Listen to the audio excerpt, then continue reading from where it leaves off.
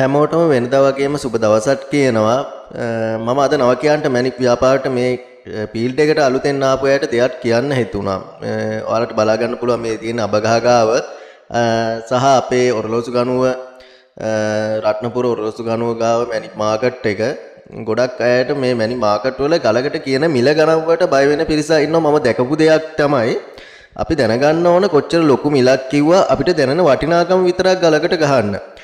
කට්ටිය ගලක් දීලා ඉවරලා ලස්සයක් දෙන්න ලස්ස දෙකක් දෙන්න කිව්වට බලාපොරොත්තු වෙන මිල නෙමෙයි වෙන්න පුළුවන්. දැන් ගොඩාක් වෙලාවට කිට්ටු මිලක් කියන්නේ නැහැනේ. කිට්ටු මිලක් කියනවනම් අපිට ලස්සයක් ඉල්ලන ගලට ලස්ස දෙකක් ඉල්ලන ගලට 10ක් දෙන්නද නැත්නම් 30න් 5ත මිලක් දෙන්නද ඒ වගේ අහන්න බෑ.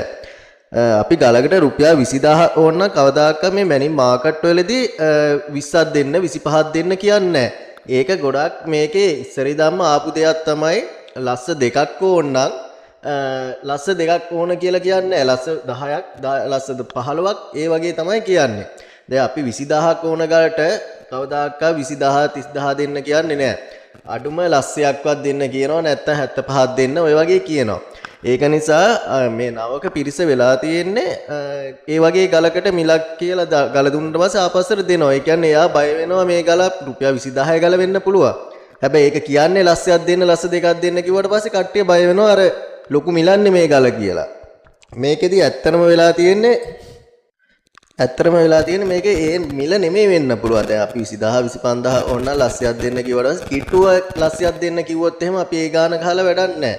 අපි දැනගන්න ඕන මේක ගල වදින්න නැත්නම් ඒ කෙනාට දෙන්න නැත්නම් ගල වදින ගලයි වදින්න නැති ගලයි දෙකටම මිලක් ගහන්න යන්න එපා. ඊට පස්සේ අමාරුවේ වැටෙන්න පුළුවන් මේ හැම ගලම අරගන්න කියලා. ගොඩක් බය වෙන හේතුව තමයි අලුත් අය ලස්සයක් දෙන්න ලස්ස දෙකක් දෙන්න කිව්වට පස්සේ ඒ කෙනා ගාව එච්චර මුදලක් නැති වෙන්න පුළුවන්. හැබැයි ඒ ඇත්තටම ඒ ගලේ වටිනාකම වෙන්නේ රුපියල් 15000 20000 25000 වෙන්න පුළුවන්. ඒක නිසා අපි දැනගන්න ඕන අපිට වටිනාකමට හරියන මිලක් දෙන්න.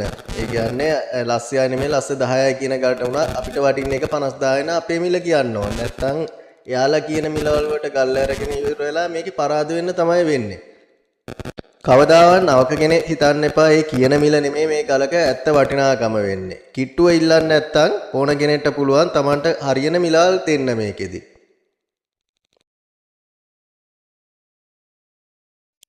ඒ නිසා මාකට් එකේදී ගල්වට කියන මිල ගණන් වලට කවුරුත් බය වෙන්න දෙයක් නැහැ නවක පිරිස.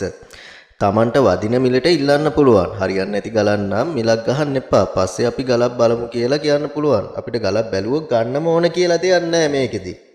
ඉතින් මට ওই කරුණ ටික තමයි කියන්න උවමනාවක් තිබ්බේ. මගේ නම්බර දාලා තියෙන